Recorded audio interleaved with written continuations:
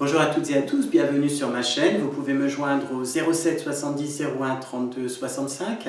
Vous avez la possibilité aussi de venir en consultation au cabinet parisien du lundi au vendredi, le week-end à Bettencourt-sur-Somme, et je consulte aussi à distance. Je vais parler dans cette vidéo de l'importance, après la manipulation, de la méditation.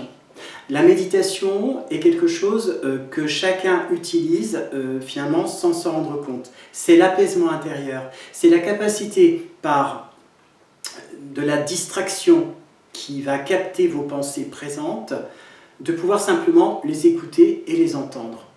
Il y a quelques années, dans le travail que je faisais, qui n'avait rien à voir en fait avec la psychothérapie, j'ai utilisé pour me reconstruire cette faculté de la méditation au travers des ondes sonores. J'ai par exemple trouvé que certaines fréquences aident au relâchement.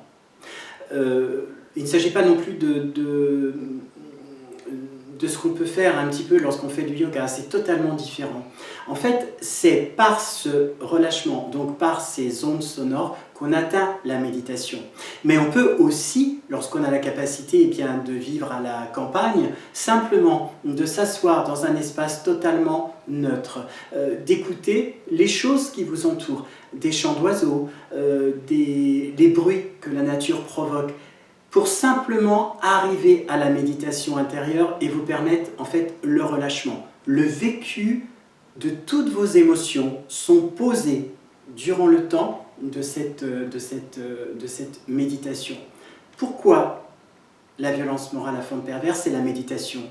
Tout simplement parce que les personnes ayant vécu ces violences ont beaucoup de mal à retrouver la paix intérieure. Il existe toujours cette espèce de peur naturelle qui angoisse énormément, qui fait qu'elles se sentent parfois susceptibles encore d'être happées par leur histoire passée. La méditation va vous permettre de vous détendre.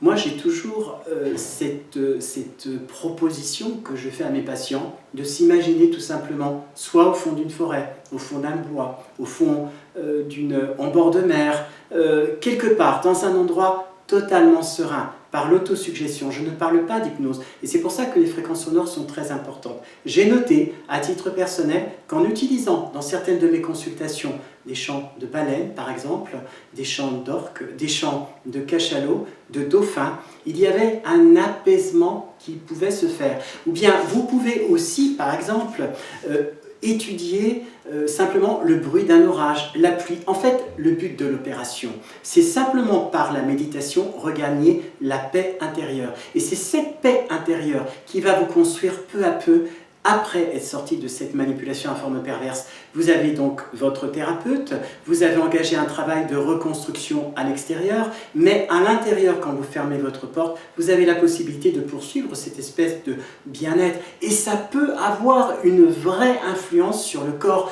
Mon métier principal de sophrologue, je peux vous le dire, nous permet d'arriver à cet état de relâchement intérieur et de permettre aussi à des informations de remonter. Il est vraiment important, après des années de stress, de savoir comment gérer ce stress par simplement sa propre intégration dans l'espace qui vous environne. Merci pour m'avoir écouté, à très bientôt, au revoir.